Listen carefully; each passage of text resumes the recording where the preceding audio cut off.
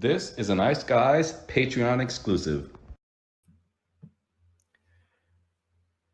Welcome to another team season preview video as 32 teams in 32 days rolls along here with the Ice Guys, Ian Cameron and Alex P. Smith with you. And in this video, we are talking about the St. Louis Blues, a team that started off slow last year, resulting in a coaching change. In comes Jim Montgomery, and the rest was history. A great back half of the season, one that resulted in the St. Louis Blues making the playoffs and then taking the Winnipeg Jets, President's Trophy winners, to a 7-game sweat in the first round of the playoffs before ultimately falling short in that series. But certainly we saw the turnaround once Jim Montgomery took over as head coach. You look at, obviously, the Blues, their offensive numbers improved, their defensive numbers improved in the latter half of the season last year as well. And when you look at the Blues going into this year and you look at the roster up front, obviously, you've got Robert Thomas as a bona fide number one center, who I think last year it became pretty clear this guy is becoming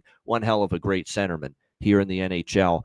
60 points, 21 goals, 60 assists, I should say, 81 points in 70 games last year for Robert Thomas, centering the top line, expected to be playing with the likes of Pavel Buchnevich, the veteran, and Jimmy Snuggerud. That's right, a full season of Jimmy Snuggerud, someone that certainly got the capability of putting the puck in the net, going back to obviously a very solid college tenure as well.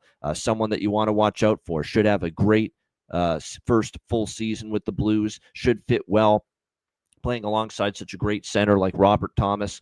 You've got Jordan Kyrou, who's obviously a great offensive player. The captain, Braden Shen, who can do a little bit of everything for you, chip in offense, be physical, drop the gloves, great on the face-off circle, all those things that he brings to the hockey team, leadership.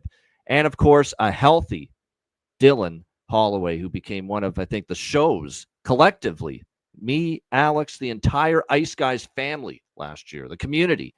I think we all became big fans of Dylan Holloway, became one of our favorite players because Holloway, bet on Holloway. It's going to be nice to sing that again this year. I mean, I lost count of how many times we cashed goal props of any kind last year. He scored 26 goals. I think you might have been on all of them. It feels like it. It feels like it because I know for a fact I cashed double-digit number of goal props last year with Dylan Holloway, and multiple times in the bargain bin special segments. So he was special last year for the St. Louis Blues. And to think that he didn't even play every single game last year because his regular season got cut short right at the end due to the torn oblique that he suffered.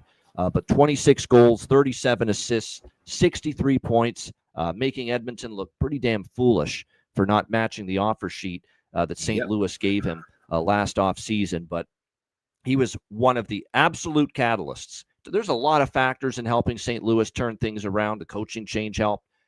Stability, I think, with the goaltending of Jordan Binnington, which we'll get to in a moment, help. But I think Dylan Holloway was right up there among any of the top reasons why the St. Louis Blues ended up having a much improved run down the stretch and getting into the playoffs. And you look at the bottom six, I like it. You know, you've got veterans like Nick Bukestad, Pius Suter, who I thought had a pretty solid season last year he's been with Vancouver, obviously. In the past couple seasons, thought played very well for the Canucks. Like, he gave you 46 points, 25 goals last season for the Vancouver Canucks. Now he slides into the third-line center role, most likely, here with the St. Louis Blues. Great pickup. Won't you be my neighbor? Jake Neighbors, obviously, capable offensive talent.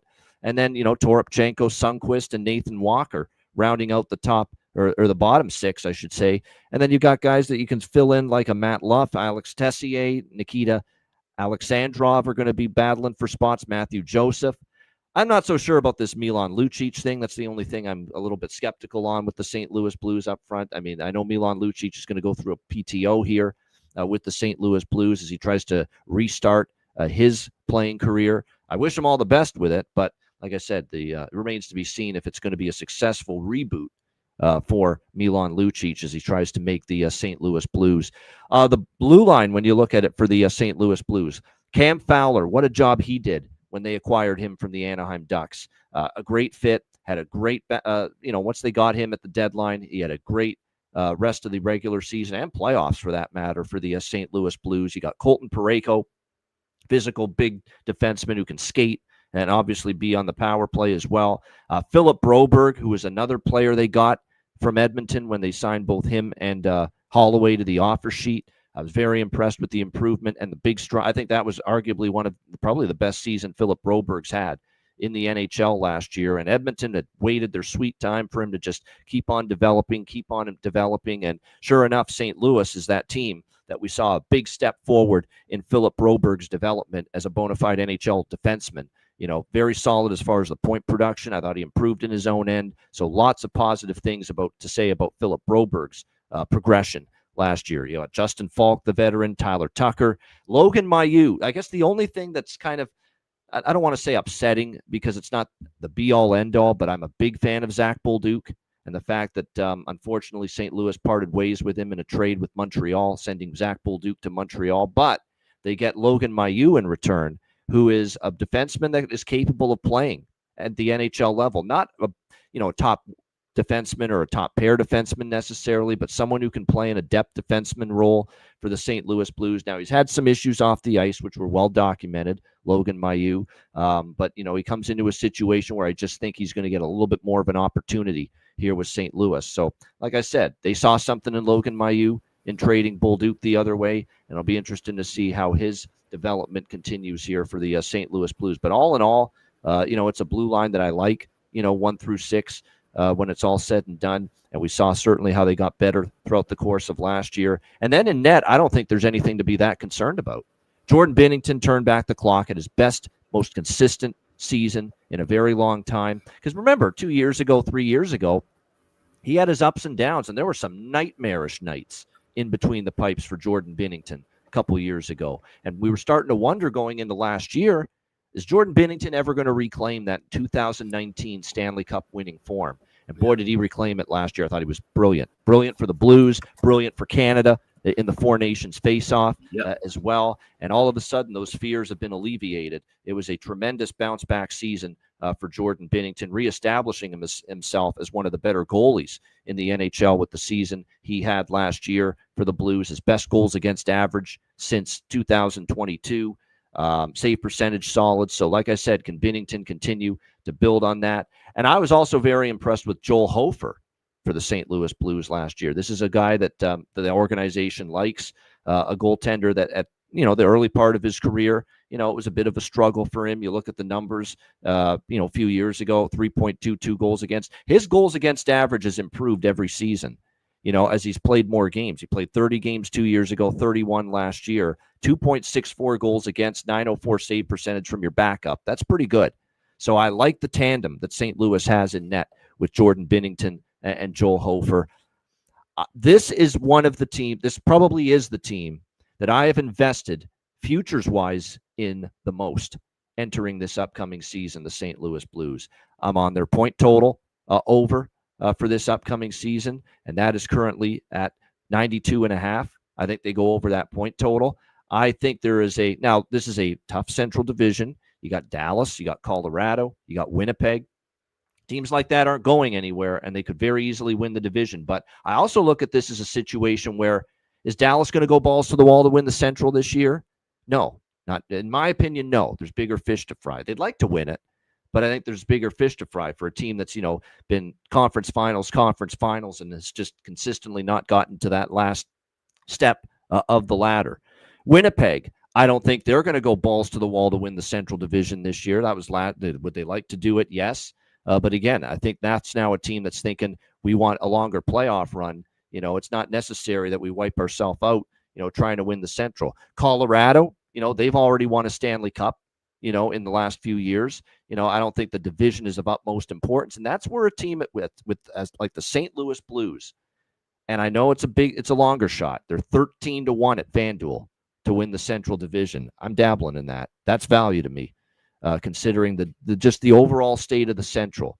Clearly on paper, you got to like Dallas, Colorado, Winnipeg a little bit more than St. Louis. But I just think those teams have their eyes on the prize this year, the Stanley Cup. I don't think it's going to be one of these situations where, expending all that energy to go all out and win the Central is of utmost priority for teams like Dallas, teams like Colorado, teams like Winnipeg. And that's where a really, in my opinion, potentially very good St. Louis team could reap the benefits of that. So I like the value at 13-1 to win the Central Division. And I went a step further in the stage of elimination prop category at FanDuel and went conference semifinals and conference finals for St. Louis, split between the two of those as stage of elimination bets. And of course, you're talking about very solid plus money with both of those, where if you cash one, you end up profitable. So if conference semifinal stage of elimination is plus 650, conference final stage of elimination is 17-1. So I'm taking, a very big shot there with that. But like I said, I think this is a team that's not only going to be playoff bound, but certainly has a chance to, and remember, they pushed Winnipeg to 7 games last year. Let's keep that in mind, the St. Louis Blues. I think they got a chance to win a round, maybe even 2 this year if they make the playoffs. And obviously, when it comes to this Blues team, I do indeed like them to make the playoffs. That's the one, and I'm also involved in the Western Conference and Stanley Cup futures as well for the St. Louis Blues. Like I said, I'm very heavily pot committed when it comes to the St. Louis Blues this season. Like a lot of what I see, liking them as far as, a longer shot future to win the Stanley Cup. We talked about this way back in the free agency show during the summer, free agency recap show. 50-1, I thought was just, really, really good value price as far as winning the Stanley Cup is concerned. To win the West, the St. Louis Blues, even that price in the 25-1 range. Very, very solid in my opinion as far as that's concerned. And as I mentioned, as far as the playoffs, that's the one I at the most as far as amount of money on of all these Blues futures bets. Right now at FanDuel, it's minus 120 for St. Louis to make the playoffs. I think it's very cheap. I think it should be closer to minus 160, minus 170. So I really like that. Shop around. Yeah. You should find plus prices. At the other shops, you'll find plus prices on St. Louis. Exactly. So again, make sure you check out all the other books. You can find even money and even plus money at other books with St. Louis to make the playoffs. That's the one I like the most. That's the one I targeted and put the most money on, like I said, entering this season. But as you can tell, there is certainly no team in the Western Conference that I am more bullish on going into the season than the St. Louis Blues. And you could probably say, I don't know if there's a team in the NHL that I'm more bullish on than the St. Louis Blues entering this season. Full season 2 of Jim Montgomery, so he gets the full training camp now with the team. That's a positive. That's a bet-on situation, in my opinion, for the St. Louis Blues as well. Alex, your thoughts on St. Louis? Yeah, I like the St. Louis team, not as much as you do, but I do find some bright spots with this team. Like I said, the fact that not too much has changed is a good thing. I think this is, we've seen a lot of change since 2019 with this club, and the fact that they've kind of have a bit of a stability, starting at the back end with Jordan Bennington. Like you said, he's a guy who we thought not so much that his career was on the decline as that it looked like he needed a change of scenery. And I think he got that change of scenery in the Four Nations tournament. Now, listen, I'm certainly not an advocate for international hockey, but it was fun to watch his growth. It was fun to watch a couple other different guys, Thomas Harley and Dallas, grow from that tournament and see that growth translate into continued great play in the NHL level. And he was the reason why they got into the playoffs, because of him getting hot in that second half run before and even after. Certainly after the Four Nations tournament. That's the push that they needed to get and sneak in and grab that last wildcard spot. He got tight at the end, but because of his play late and like I said, showing some signs of that 2019 brilliance we know he has, that's huge. Him and Hofer are a solid tandem. Now, if Bennington gets hurt and you're relying on Hofer to play 40, 50 games, we have a whole different conversation. But that's how many other teams can we say the same thing about? So as long as they stay healthy, they're fine. The back end, like I said, a couple of question marks.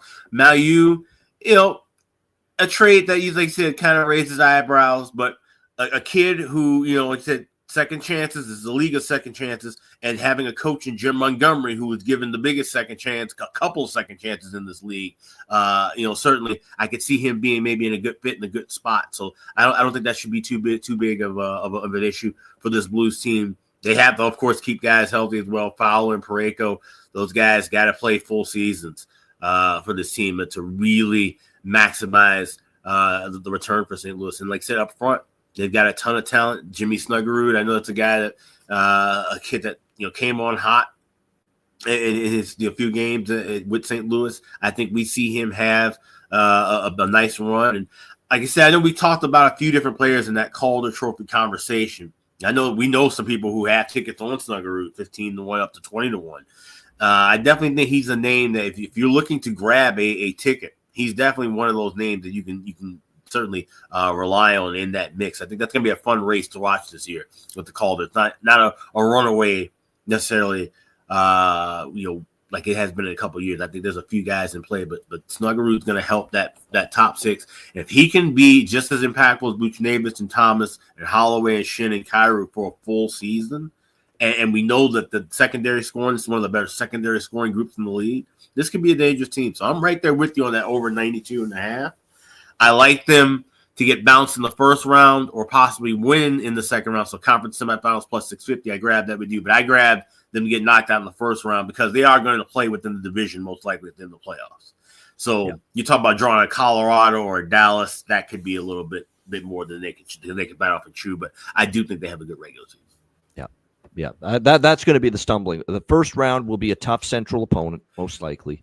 And even as your look on the division, that's a great look at a great price. Yeah. And I would advise you and anybody else who's betting that to you make that bet now, but take a look at March. March 1st starts a crazy run where they go on a 4-game road trip at Minnesota, Seattle, San Jose, and Anaheim out west. They come home on the 10th to play the Islanders, go out east to Carolina for 1 game to come right back home the next night against Edmonton of all teams, and then 3 games on the road. That may be the toughest stretch for the Blues in their entire season, and that may be the time to re-bet on them for the futures that you have. That may be a reload spot. If they're playing well heading into March, heading into the break, and then they struggle kind of out of the gate of the Olympic break, that'll be the time to potentially maybe hit them back, and they can maybe get a bounce back out of that little tough stretch in March. Yeah, unfortunately, as Alex just stated, we have not rid ourselves this upcoming season of the NHL schedule maker asshole spots, where the schedule makers are just complete fucking assholes to a certain team. And that's ridiculous. Like that March 13th, that 12-13 is insane. Game and back on the road again. Yeah, that's terrible. And you've been out west. You come home, go all the way east to Carolina, then the next night come all the way back home and play Connor McDavid and the Oilers. Yeah. So terrible. That's definitely something I have brightly circled in my list of schedules. Yeah. I mean, it's just to me, I'm not buying this argument that they have no choice but to schedule it this way. I know there's conflicts with the arenas. I get all that. That can certainly have an impact. But to me, there's just so many of these that are at the and that's that too this year. That's the condensing. Yeah. Which means probably this year there's going to be a lot of these type of just absolutely. How do you do this to a team type of spots on the schedule? For a lot of teams because they're trying to pack all this fucking hockey in on a winter Olympic break season. Yep. The time to make, and this is just a general note. So if you're watching this applies to all 32 teams. After American Thanksgiving is when I'm going to really start paying attention to first half, second half splits of back-to-backs. Yep. I know we always look at it all year long, and we always say it doesn't mean anything in October because they're fresh. But I think November, December, and certainly when you start talking about February, March, and April, it's going to be really important this year compared to other previous seasons. Yeah, and maybe stronger bet against situations for teams in those back-to-back spots because just the wear and tear. The long season, the Olympics, is just going to be hard trying hockey. Obviously, competitive, the best players in the world. That's going to expend energy, and then you're packing in all these games post Olympics from late February into April when the regular season ends. That's that time of the year where teams might just be dragging ass on a back-to-back and a 3rd and 4 nights and a 5th and 8 nights. The situation this year, keep an eye on that. I agree. And closer to the year, I'm making this note on the video, and I'll be making it personally as well. But closer to the Olympic break, I will have a number on my power rankings of how many guys are going to the Olympics from that team, and I'll have that number right along the side of the team name on those charts to just kind of use that as a tool to remind you that hey, if this is a team like a Dallas or even like a Colorado, St. Louis, where they have a bunch of guys that are going to the Olympics and playing, and they may be playing deep into that tournament and then coming back. I want to have notes and things, and look at certain pointers coming back into the regular season of play with those teams. One of my favorite season-long, and because I like St. Louis so much, I was going to have some season-long player props for you. FanDuel's got it still at -125. All he's got to do is score 20 goals. Dylan Holloway, -125. Wow. Okay. That's unbelievable price, in my opinion, for 20. He had 26 last year, and the guy missed the end of the regular season. And now he's going to be even more comfortable, I think, year 2 here with the St. Louis Blues. So to get Dylan Holloway at -125 to get to the 20-goal mark for the St. Louis Blues, just absolutely outstanding. And also to get to 20 goals, I like Jimmy Snuggerud at +115. Think about it. He's going to be probably lined up on that right wing side on the top line with Robert Thomas, who has established himself, as a really great top line center in the NHL. A phenomenal season last year. So I think this is an opportunity for Jimmy Snuggerud to show the goal scoring prowess that we believe he has at the NHL level. So those are two that I really like, Holloway and Snuggerud, both to hit the 20-goal mark, and you can get really good prices on both there at FanDuel. And I like what Alex brought up about the Jim Montgomery, Logan Mailloux connection, and that both of these guys, had missteps, and both of these guys now have gotten second opportunities. And that's probably something that I'm sure player and coach can communicate about.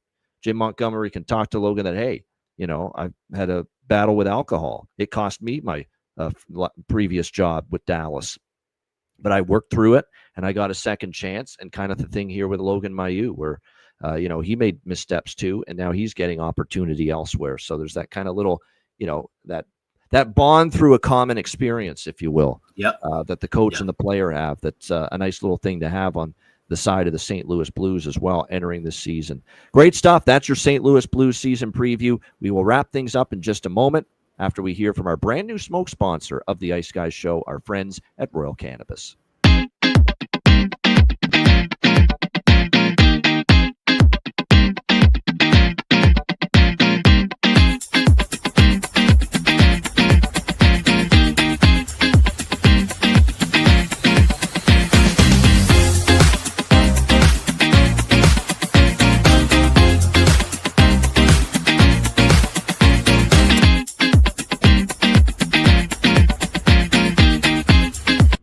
Royal Cannabis, where the kings and queens shop.